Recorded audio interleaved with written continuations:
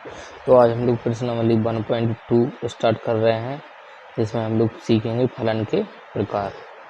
फलन कौन कौन से प्रकार के होते हैं, ठीक है। उसके पहले भी हमें ये सीखना होगा कि फलन कौन से फलन होते हैं और कौन से फलन नहीं होते हैं। उसके बाद हम फलन के प्रकार देखेंगे। तो सबसे पहले फलन के बारे में जान लेते हैं, फलन क्या होता है, ठीक है। फलन क्या होता है, एक समुच्च मान लो ए दिया है और एक समुच्च दिया है बी। दो समुच्च हैं, एक ए है और एक बी। ए से बी में संबंध एफ है, मान लो ए से बी में संबंध क्या है, एफ।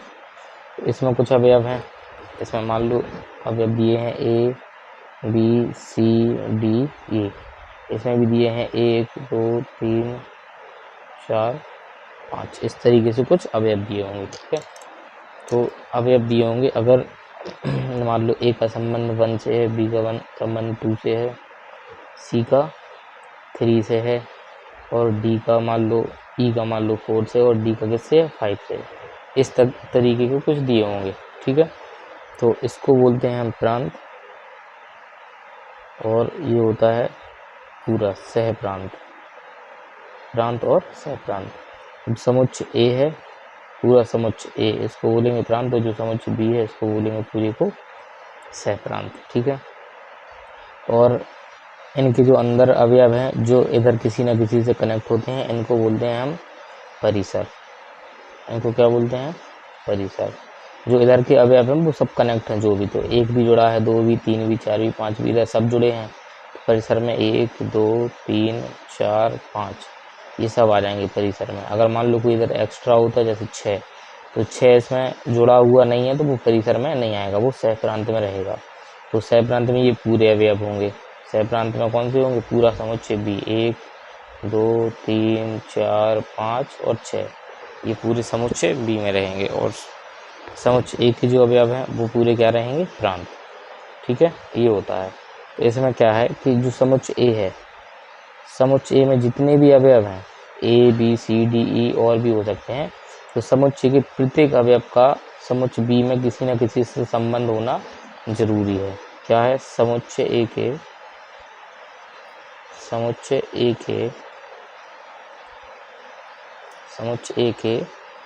प्रत्येक अवयव का समुच्चय बी के किसी न किसी अवयव से संबंध होना चाहिए, ठीक है। समुच्चय ए के प्रत्येक अवयव का किसी न किसी समुच्चय बी के किसी न किसी अवयव से संबंध होना चाहिए। अगर मान लो इस तरीके का कुछ हमने बना दिया, ऐसा ये ए है और ये क्या है, बी। इसमें मान लो अवयव हैं, इसमें है ए बी सी डी ई, 1 2 3 4 5। तो ए का संबंध है, मान लो बी का भी है, सी का भी है और इसका भी है। और मान लो ये ई है, इसमें ई और एफ, ई का मान लो इससे है लेकिन एफ इसमें बच गया।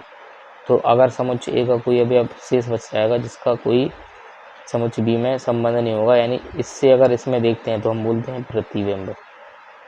क्या बोलते हैं, प्रतिबिंब। और अगर इससे इसमें देखेंगे तो हम बोलते हैं पूर्व प्रतिबिंब, ठीक है। तो समुच्चय ए का कोई अवयव ऐसा बच गया जिसका प्रतिबिंब समुच्चय बी में, यानी जो किसी अवयव से नहीं जुड़ा होगा समुच्चय बी में, तो वो क्या है, फलन नहीं होता है, ये फलन नहीं है, ठीक है। तो इस तरीके के संबंध जिनमें ए का कोई ना कोई अवयव अगर शेष बचता है तो उसको हम क्या बोलेंगे कि ये फलन नहीं है, ये फलन नहीं होगा। तो इसका हम प्रकार भी नहीं देखेंगे कौन सा है। समुच्चय ए का प्रत्येक अवयव समुच्चय बी के किसी न किसी अवयव से जुड़ा होना चाहिए, तब इसको क्या बोलते हैं, फलन बोलते हैं। यानी समुच्चय का कोई भी अवयव शेष नहीं बचना चाहिए, ठीक है। और क्या होता है, और इसमें ये होता है, और जैसे मान लो ये दिया, इसमें तो हमने देख लिया एक शेष बच गया, तो ये संबंध यानी ये फलन नहीं है। अब क्या होता है कि समुच्चय ए के एक अवयव से केवल एक ही तीर निकालना चाहिए, एक अवयव से 2 तीर इस तरीके से नहीं निकालने चाहिए। जैसे बी से 2 3 निकल गया, एक तो ये 2 से जुड़ गया और एक किससे जुड़ गया 3 से, तब भी ये फलन नहीं है, तब भी ये फलन नहीं है। तो समुच्चय ए के एक अवयव से केवल एक 3 निकलना चाहिए। समुच्चय ए के एक अवयव से इधर हम लिख देंगे समुच्चय ए के एक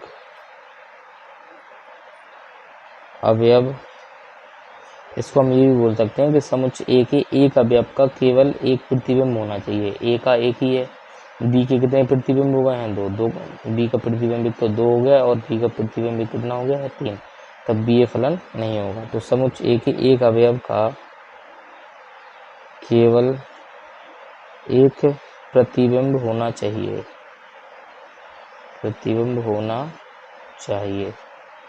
फिर समुच्चय ए के एक अवयव का केवल एक प्रतिबिंब होना चाहिए, 2 प्रतिबिंब नहीं होना चाहिए। जैसे ये दिया ए और ये क्या दिया बी, ए बी, इनमें संबंध दिया है कोई है ए बी सी डी, 1 2 3, मान लो ए से ये निकला, बी से ये निकला और बी से एक और निकल गया, ठीक है, और 4 और 5 ये है इस तरीके से, ये इससे जुड़ा। तो बी के 2 प्रतिबिंब हो गया ना, बी का एक प्रतिबिंब 2 हो गया और एक 3 हो गया, तो ये भी फलन नहीं है, ये भी फलन नहीं है, क्योंकि बी के 2 प्रतिबिंब हो गए हैं, एक तो 2 हो गया है और एक 3 हो गया है। तो समुच्चय ए का एक तो कोई अवयव शेष नहीं बचना चाहिए, और समुच्चय ए के किसी एक अवयव के 2 प्रतिबिंब नहीं होने चाहिए, नहीं एक अवयव के एक अवयव से 2 3 नहीं निकलने चाहिए। अगर ऐसा होता है तो फिर वो फलन नहीं होगा, ठीक है। तो क्या होना चाहिए? समुच्चय ए के प्रत्येक अवयव का समुच्चय बी के किसी न किसी अवयव से संबंध होना चाहिए, यानी ए के प्रत्येक अवयव का प्रतिबिंब हमें इसमें दिखना चाहिए, ए के प्रत्येक अवयव का प्रतिबिंब उपस्थित होना चाहिए। दूसरा, समुच्चय के एक अवयव का केवल एक प्रतिबिंब होना चाहिए, समुच्चय ए के एक अवयव का एक ही प्रतिबिंब होना चाहिए इस तरीके से, और एक अवयव से 2 3, यानी एक अवयव के 2 प्रतिबिंब नहीं होने चाहिए, तब ये फलन होता है, नहीं तो फलन नहीं होता है, ठीक है। तो अब हम देखते हैं, ये हो गया हमारा फलन। अब देखते हैं फलन के प्रकार। तो हम लोग देखेंगे फलन के प्रकार। फलन कितने प्रकार के होते हैं? फलन के प्रकार देखेंगे तो पहला जो प्रकार होता है उसको बोलते हैं एकैकी फलन, एकैकी फलन, ठीक है। एकैकी फलन को इंग्लिश में बोलते हैं वन वन फंक्शन, FUNC, ठीक है। और दूसरा होता है बहुएकी, बहुएकी फलन, ठीक है। पहला एकैकी फलन, दूसरा हो गया बहुएकी फलन, इसको बोलते हैं मैनी टू वन फंक्शन, ठीक है। ये हो गया दूसरा। तीसरा जो प्रकार होता है उसको बोलते हैं आच्छादक, आच्छादक फलन, ठीक है। आच्छादक फलन क्या होता है? 1 to फंक्शन, इसको बोलते हैं 1 to फंक्शन, ठीक है, 1 to फंक्शन। और जो चौथा होता है उसको बोलते हैं अंतरक्षेपी, अंतरक्षेपी फलन, अंतरक्षेपी को बोलते हैं इनटू फंक्शन, इनटू फंक्शन, ठीक है। तो फलन 4 प्रकार के हो गए हैं, एकैकी फलन, बहुएकी फलन, आच्छादक फलन और अंतरक्षेपी फलन, ठीक है। तो इनके बारे में अब हम एक एक से बारी बारी से समझते हैं कि कौन सा फलन क्या होता है। तो सबसे पहले नंबर पे आता है हमारा एकैकी फलन, एकैकी फलन, ठीक है। तो एकैकी फलन में क्या होता है? जैसे ये समुच्चय दिए हैं हमें, एक ये समुच्चय दिया और एक कौन सा दिया? बी समुच्चय दिया। ये 2 फलन है, 2 समुच्चय हो गए हैं ए और बी। ए में मान लो ए बी सी डी ई और एफ, इसमें 1 2 3 4 5 ये दिए हुए हैं, ठीक है। तो इसमें क्या होता है कि ए जो है मतलब एक का संबंध एक से होगा, 1 1 फंक्शन का मतलब किसी एक अवयव का संबंध केवल एक से ही होगा, इस तरीके से, चाहे वो ऐसा हो जाए, ठीक है। ऐसा जोड़ सकते हैं और ऐसा जोड़ सकते हैं, ठीक है। तो ये एक का संबंध इधर 2 का संबंध एक से हो गया तो ये एक एक नहीं होगा, बहुएकी हो जाएगा। तो उसको हम क्या करेंगे कि 2 फलन को एक से नहीं जोड़ सकते हैं, इधर अलग जुड़ा होना चाहिए, बिल्कुल अलग से, जैसे डी हो गया 4 से, तो इधर ई को हम मान लो इधर जोड़ देंगे किसी 5 से, और ये 6 हो गया। ठीक है, ये सबके अलग अलग हो गए हैं। ठीक है, ये 6 है और ये कितना है 5 है। तो एफ का हो गया किससे 5 से, ई का हो गया 6 से, डी का हो गया 4 से, सबके अलग अलग, ये इधर से ये नहीं है। ठीक है, तो एक का संबंध जब एक अवयव से होगा तो उसको बोलते हैं एकैकी संबंध, एकैकी फलन। एक अवयव का संबंध केवल एक अवयव से होगा तो उसको एकैकी फलन बोलते हैं। और फलन हमने देख ही लिया था कि इस तरफ के अवयव कोई भी नहीं बचने चाहिए समुच्च ए के, और समुच्च ए के एक अवयव से 2 तीर नहीं निकलने चाहिए। तो कहीं भी एक अवयव से 2 तीर नहीं निकले हैं, सबसे संगल संगल निकले हैं और कोई अवयव भी नहीं बचा है। तो ऐसे फलन जिनमें समुच्च ए के प्रत्येक अवयव का केवल और केवल एक प्रतिबिंब होता है, समुच्च ए के प्रत्येक अवयव का केवल और केवल एक प्रतिबिंब होता है, उसे क्या बोलते हैं एकैकी फलन बोलते हैं। तो हम इधर लिखेंगे समुच्च ए के प्रत्येक अवयव का केवल और केवल एक प्रतिबिंब, केवल और केवल एक प्रतिबिंब होता है, उसे एकैकी फलन बोलते हैं। ठीक है, तो जैसे कि एक और समझते हैं एग्जाम्पल में, जैसे ये दिया, मान लो ये दे दिया हमें। ठीक है, इसमें है ए बी सी डी 1 2 3 4। तो एक का संबंध एक इससे ऐसे भी बना सकते हैं, ए का 4 से हो गया, बी का ए का 2 से हो गया, बी का 1 से, सी का 4 से हो गया और डी का 3 से। तो एक ए का 2 से हुआ, बी का 1 से हुआ, सी का 4 से और डी का 3 से। एक का संबंध केवल एक अवयव से है और इस तरफ के अवयव कोई बचे भी नहीं है। ठीक है, ये फलन एफ, संबंध एफ है मान लो, तो इसको भी हम क्या बोलेंगे एकैकी फलन बोलेंगे। एक अवयव का संबंध केवल एक से ही है, इसको हम क्या बोलेंगे एकैकी फलन बोलेंगे। ठीक है, अब दूसरा देखते हैं हम कौन सा, बहुएकी फलन। तो अगला जो हमारा है बहुएकी फलन, मैनी टू वन फंक्शन। इसमें क्या होता है, एक मान लो ए समुच्च ए दिया है हमें और एक मान लो ये बी समुच्च दिया है। ठीक है, इसमें कोई अभी मान लिया हमने ए बी सी डी, इसमें मान लिए 1 2 3 4, इसमें ई और मान लिया। ठीक है, तो इसमें क्या होगा कि अभी एकैकी में एक का संबंध एक से था, लेकिन इसमें क्या होगा कि कोई दो अवयवों का संबंध एक फलन से एक अवयव से हो जाएगा, दो का या दो से अधिक का संबंध किसी एक से हो जाएगा, तो उसको हम क्या बोलते हैं, उसको हम बोलते हैं बहुएकी। वो इनमें सब सिंगल है, लेकिन इनमें दो अवयवों का संबंध किसी एक से हो गया, एक अवयव से 2 तीर नहीं निकले हैं, एक अवयव से एक ही तीर निकला, लेकिन इधर जाके वो 2 से एक अवयव से जुड़ गए हैं। ठीक है, तो इसको हम क्या बोलते हैं बहुएकी फलन बोलते हैं। किन्हीं 2 या 2 से अधिक प्रांत के 2 या 2 से अधिक अवयवों का संबंध सह प्रांत के किसी एक अवयव से होता है, यानी 2 अवयवों का प्रतिबिंब हमें एक ही मिल गया। ठीक है, तो प्रांत के 2 या 2 से अधिक अवयवों का प्रतिबिंब एक ही दिखेगा हमें, यानी 2 या 2 से अधिक अवयव किसी एक अवयव से जुड़ जाएंगे, तो उसको हम क्या बोलेंगे, उसको हम बोलेंगे बहुएकी फलन। जैसे ये है, इसमें हमने मान लो बना दिया ए बी सी, इसमें है केवल एक, तो हम एक को भी ए को भी जोड़ दिया, बी को भी जोड़ दिया और सी को भी, तो एक अवयव से एक ही निकला, लेकिन ये जितने भी हैं सब एक से ही जाके जुड़ गए हैं, तो एक से जाके जुड़ गए हैं, तो मैनी टू वन हो गया, यानी एक से ये बहुत है तो मैनी, और ये कितना है एक, तो मैनी टू वन, यानी बहुएकी बन गया। इन 2 या 2 से अधिक अवयवों का संबंध किसी एक अवयव से होता है, तो उसको हम क्या बोलते हैं बहुएकी फलन बोलते हैं। ठीक है, तो ये कौन सा है बहुएकी फलन। तो हम लिखेंगे प्रांत के 2 या 2 से अधिक अवयवों का प्रतिबिंब, प्रांत के 2 या 2 से अधिक अवयवों का सहप्रांत, प्रांत के 2 या 2 से अधिक अवयवों का सहप्रांत में एक ही प्रतिबिंब होता है, यानी प्रांत के दो या दो से अधिक अवयवों का एक ही प्रतिबिंब उभयनिष्ठ प्रतिबिंब दिखता है हमें।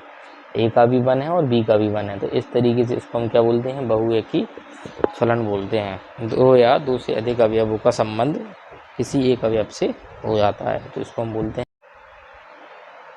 तो जो हमारा तीसरा फलन है वो है आच्छादक फलन।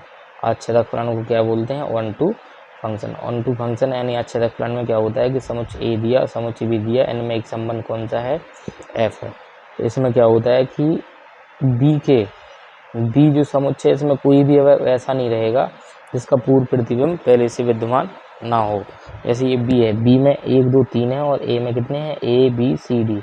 तो एक देखो, ए से 1 जोड़ दिया, बी से 2 जोड़ दिया, सी से 3 जोड़ दिया और सी से डी से भी कितना जोड़ दिया, 3 जोड़ दिया। ठीक है, तो हम क्या कहेंगे कि सह प्रांत, इसको क्या बोलते हैं, सह प्रांत, और इसको बोलते हैं प्रांत। ठीक है, तो सह प्रांत के प्रत्येक अवयव का पूर्व प्रतिबिंब विद्यमान होगा। 3 के पूर्व प्रतिबिंब देखो सी भी है, 3 का पूर्व प्रतिबिंब कितना है, डी भी है, और ए का पूर्व प्रतिबिंब 1 का पूर्व प्रतिबिंब ए है और 2 का कितना है, बी है। तो सह प्रांत के प्रत्येक अवयव का पूर्व प्रतिबिंब हमें विद्यमान यानी दिख रहा है इधर। जैसे इसमें देखा जाए तो 1 का पूर्व प्रतिबिंब ए है, 2 का बी है, 3 का सी है, डी का 4 का कितना है, डी। तो इन सबके पूर्व प्रतिबिंब पहले से हमें दिख रहे हैं।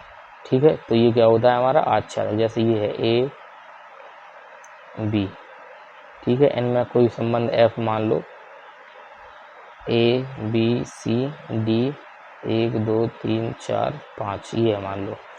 1 को हमने ए से जोड़ दिया, 2 को बी से जोड़ दिया, सी को 3 से जोड़ दिया और डी को किससे जोड़ दिया, 4 से। अभी इसमें एक अवयव 5 हमें ऐसा दिख रहा है जिसका पूर्व प्रतिबिंब इधर नहीं है, तो अब ये आच्छादक फलन नहीं है। यानी इधर कहने का मतलब इधर कोई भी अवयव शेष नहीं बचना चाहिए, अगर शेष बचेगा तो फिर वो आच्छादक फलन नहीं होगा। ठीक है, तो इसके लिए अगर हम ई बना के इससे जोड़ देंगे, अब ये आच्छादक फलन हो गया, क्योंकि इधर बी में यानी सह प्रांत में कोई भी अवयव ऐसा नहीं बचा जिसका किसी न किसी से संबंध ना हो, सबके पूर्व प्रतिबिंब में। तो हम लिखेंगे सह प्रांत के प्रत्येक अवयव का पूर्व प्रतिबिंब प्रांत में विद्यमान होगा। सह प्रांत के प्रत्येक अवयव का प्रांत में पूर्व प्रतिबिंब विद्यमान होगा, उसको हम क्या बोलेंगे, उसको हम बोलते हैं आच्छादक फलन। तो जब डी की बात करेंगे तो डी का प्रतिबिंब कितना है, 4। ऐसे लिखते हैं डी का प्रतिबिंब 4 है, डी से 4 जुड़ा, लेकिन हम कहेंगे 4 का, तो 4 का हम पढ़ेंगे पूर्व प्रतिबिंब। 4 का पूर्व प्रतिबिंब कितना है, डी है। इस तरीके से पढ़ते हैं, तो डी का प्रतिबिंब 4 है तो 4 का पूर्व प्रतिबिंब कितना है, डी है। इसको बोलते हैं सह प्रांत, इसको बोलते हैं प्रांत। इसलिए हम लिखते हैं प्रांत के प्रत्येक अवयव का पूर्व प्रतिबिंब, यानी विपरीत में देखेंगे पूर्व प्रतिबिंब विद्यमान होता है कहाँ, प्रांत में। ठीक है, चौथा वाला क्या है, अंतरक्षेपी फलन। अंतरक्षेपी फलन में क्या होता है, इसको हम बोलते हैं इनटू फंक्शन। तो अंतरक्षेपी में क्या होता है, एक ये है मान लो ए और ये है बी, ए और बी, इनमें एक फलन है F. A B C D 1 2 3 इस तरीके से दिए हैं, और मान लो ये भी दिया है 4। अंतरक्षेपी में क्या होता है, कोई ना कोई अवयव शेष बच जाता है। जैसे ये बच गया, मान लो इसमें कितना बच गया, 4, तो 4 का पूर्व प्रतिबिंब हमें नहीं दिख रहा है प्रांत में, तो ये फिर अंतरक्षेपी फलन हो जाएगा। आच्छादक में कोई अवयव शेष नहीं बचता है, लेकिन अंतरक्षेपी में अवयव क्या होते हैं, शेष बच जाते हैं जिनका कोई पूर्व प्रतिबिंब नहीं दिखता है। ठीक है, जैसे मान लो ये है, ए हो गया और बी हो गया, इसमें एक फलन कौन सा है, एफ।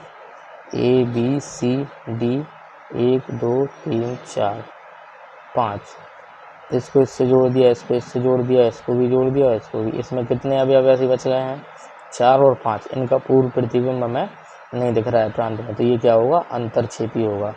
ठीक है, तो हम क्या लिखेंगे, सह प्रांत के सहप्रांत के कुछ अवयव ऐसे होंगे जिनका पूर्व प्रतिबिंब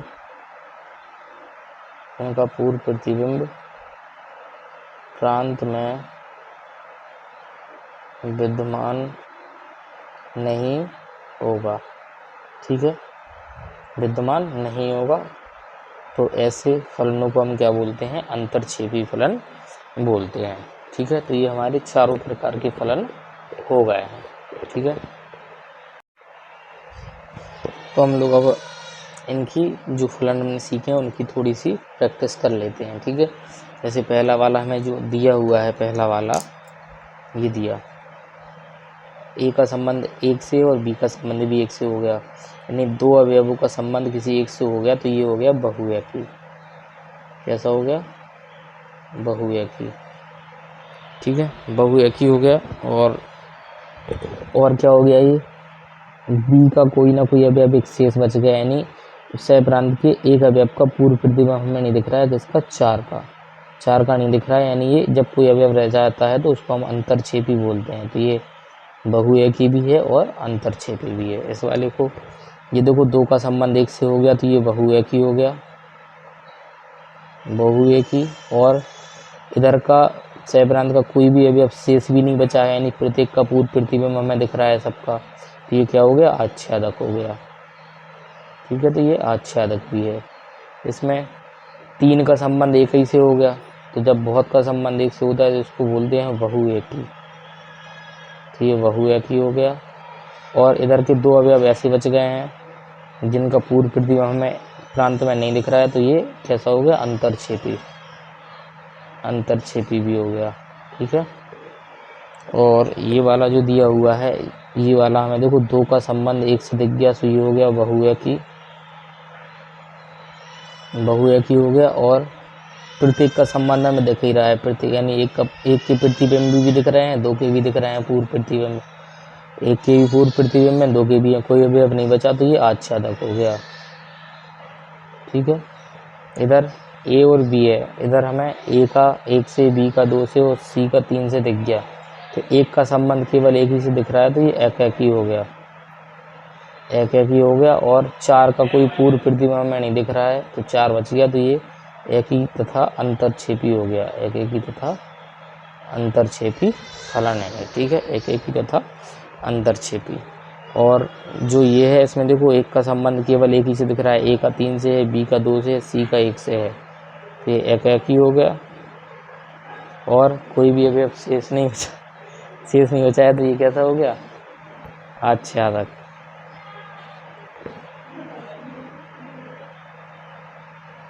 आच्छादक। संबंध हो गया। प्रश्नों को हल कैसे करना है, एकाकी बहुएकी कैसे सिद्ध करेंगे और आच्छादक कैसे करेंगे। ठीक है, तो सबसे पहले हम ये जान लेते हैं एकाकी कैसे करेंगे। एकाकी और बहुएकी में ये बहुएकी कैसे होगा। ठीक है, अगर एकाकी नहीं होगा तो कैसा होगा? बहुएकी होगा। तो एकाकी है या नहीं उसको सिद्ध करना जानेंगे, और आच्छादक को। ठीक है, दो, एकाकी और आच्छादक। ठीक है, तो ये दो सीखना है हमें, एकाकी और आच्छादक। तो एकाकी में क्या होता है, एकाकी सिद्ध करने के लिए मान लो ये है ए समुच्च और ये कौन सा है? बी समुच्च। इनमें एक संबंध है एफ। ठीक है, संबंध एफ है, इनमें मान लो दो अवयव हमने मान लिए, एक तो x1 है और एक कौन सा है? x2 है। ठीक है, x1 और x2 दो अवयव अलग अलग मान लिए, पहले हमने ऐसा मान लेते हैं कि ये दोनों कैसे हैं? अलग अलग हैं। जब x1 को इधर ये होता है x और ये होता है f ऑफ x, इसी को क्या बोलते हैं हम? बाई। तो ये x समुच्च होता है और ये क्या होता है? बाई, जिसको हम f ऑफ x बोलते हैं। ठीक है, जब x को हम इधर कनेक्ट करेंगे तो हम मान लेंगे कि वो f ऑफ x1 से कनेक्ट हुआ, यानी बाई का मान x1 बाई से कनेक्ट होगा, तो ये f ऑफ x1 जो हुआ बाई से कनेक्ट हो गया इधर किसी से, और हमने मान लिया कि जो x2 है वो भी इसी से कनेक्ट हो गया। तो जब x2 को कनेक्ट करेंगे तो f ऑफ x2 के हिसाब से आएगा। ठीक है, तो x1 को एफ ऑफ x1 और x2 के लिए एफ ऑफ x2, जो कि दोनों एक ही से कनेक्ट हैं, तो ये दोनों आपस में कैसे हैं, बराबर, एक ही अवयव मान लिया उनको। एफ ऑफ x1 और एफ ऑफ x2 जो है वो दोनों एक ही अवयव हैं। इधर हमने कोई दो अलग अलग अवयव लिए x1 और x2, इससे हमने जोड़ा, हमने मान लिया कि ये बहुएकी की तरह काम करेगा, दो का संबंध किसी एक से हो गया। तो इस तरह से ये समझ में आ गया कि एफ ऑफ x1 और एफ ऑफ x2 दोनों एक ही हैं, क्योंकि दो अवयवों का संबंध एक ही से है, तो x1 और x2 दोनों एक ही अवयव माने जाएंगे। बहुएकी में क्या होता है, बहुएकी में किन्हीं दो अवयवों का संबंध एक से ही हो जाता है, तो a के लिए भी एक है और b के लिए भी एक है। ऐसी प्रकार x1 के लिए भी वही है और x2 के लिए भी वही है। x1 और x2 यानी कि दोनों बराबर मानते हैं, तो हम इसमें लिखते हैं कि माना जो f ऑफ x1 है वो f ऑफ x2 की कैसा है, बराबर है। तो ये हम एक एक ही जब भी करेंगे उसमें ऐसे ही करेंगे, माना f ऑफ x1 बराबर है f ऑफ x2, और इसको हल करने के बाद अगर x1 के बराबर x2 आ गया, मतलब जो x1 और x2 दो हमने अवयव माने थे अलग अलग, वो बराबर आ गए हैं। बराबर का मतलब ये जो a और b अलग अलग अवयव लिए हमने x1 और x2, वो अलग नहीं है, वो एक ही अवयव था और एक ही अवयव एक से ही कनेक्ट था। इस तरीके से मान के चलते हैं कि x1 x2 जो हमने अलग अलग अवयव लिए थे वो दो अलग अलग नहीं है, वो एक ही अवयव है। जैसे मान लो 5 इधर लिखा, उसको हमने इधर एक से जोड़ दिया, तो वो 5 अलग अलग थोड़ी ना हुए, वो एक ही हुआ। हमने मान लिया था, ये ज्ञात नहीं था कि ये कौन से अवयव हैं, तो x1 अलग माना था, x2 अलग। लेकिन हल करने के बाद हमें ये पता चल गया कि x1 और x2 दोनों एक ही हैं, दोनों कैसे हैं, बराबर हैं। बराबर है मतलब दोनों एक ही हैं, दोनों एक ही हैं, तो फिर ये अलग अलग संबंध कहाँ हुए, तो एक ही अवयव हो जाए, एक ही संबंध हो जाएगा सीधा ऐसा। एक ही संबंध यानी दोनों को अगर एक ही मान लिया, x1 x2 बराबर हैं तो एक ही है, और फिर एक का संबंध एक से ही हो जाएगा। x1 x2 ये जो हैं वो अलग नहीं है, वो एक ही अवयव है। इस तरीके से मान के चलो x1 और ये x2 था, वो एक ही अवयव था पूरा, जो हम अलग अलग मान रहे थे वो एक ही था, और ये पूरा f ऑफ x1 और f ऑफ x2 यानी दो अलग अलग नहीं थे, एक ही थे, एक से एक कनेक्ट हुआ। फिर ये एक से एक कनेक्ट हुआ तो फिर ये क्या होगा, एक एक ही होगा। तो हम मानेंगे कि f ऑफ x1 बराबर f ऑफ x2, और अगर x1 बराबर x2 आ गया तो फिर ये क्या है, एक एक ही होगा, एक एक ही फलन होगा। ठीक है, एक एक ही लिए हमें इस तरीके से मान के हल करना है हर सवाल में। और आच्छेदक में क्या होता है, आच्छेदक में हम ये मानते हैं कि इसमें देखो ये होता है आच्छेदक में, ये आच्छेदक के लिए मान लो इधर बना लिया, ये a है और ये क्या है, b है, इनमें फलन संबंध f फलन है। ठीक है, f संबंध है, तो ये x है और ये क्या है, f ऑफ x है। दो है, f ऑफ x को ही क्या बोलते हैं, y। तो हम इसमें जो मानते हैं वो मानते हैं कि f ऑफ x बराबर y है। फिर हमें f ऑफ x जो फलन दिया होगा वो हम इधर रखेंगे, और रखने के बाद हम x का मान ज्ञात करेंगे। x का मान y के पदों में ज्ञात करेंगे। ठीक है, x का मान जो होगा, x का मान y के पदों में ज्ञात करेंगे आच्छेदक के लिए। ठीक है, तो जब x का मान y के पदों में आ जाएगा उसके बाद फिर हम देखेंगे ये आच्छेदक है या नहीं, यानी सह प्रांत के प्रत्येक अवयव के लिए अगर हमें पूर्व प्रतिबिंब प्रांत में दिख रहा है, इसमें इधर कोई ये है अवयव मान लो a b c d, तो हमें ऐसा अगर दिख गया सह आच्छेदक को, बाद में हम जब हल करेंगे मान रखे, तो अगर हमें सह प्रांत के प्रत्येक अवयव का पूर्व प्रतिबिंब अगर हमें प्रांत में दिख गया, इसका मतलब वो कैसा है, आच्छेदक है। इस तरीके से अगर हमें कुछ मिल गया, अभी जब क्वेश्चन करेंगे तो उसमें ज़्यादा समझ में आएगा। ठीक है, तो एक एक के लिए हमें ये करना है सब, और आच्छेदक के लिए हमें ये करना है सब। ठीक है, ये दो हैं, एक एक ही और आच्छेदक के लिए, इनको ही हल करके आगे बढ़ेंगे। ठीक है, तो अब हल करते हैं आगे, देखो उदाहरण लगाएंगे आगे।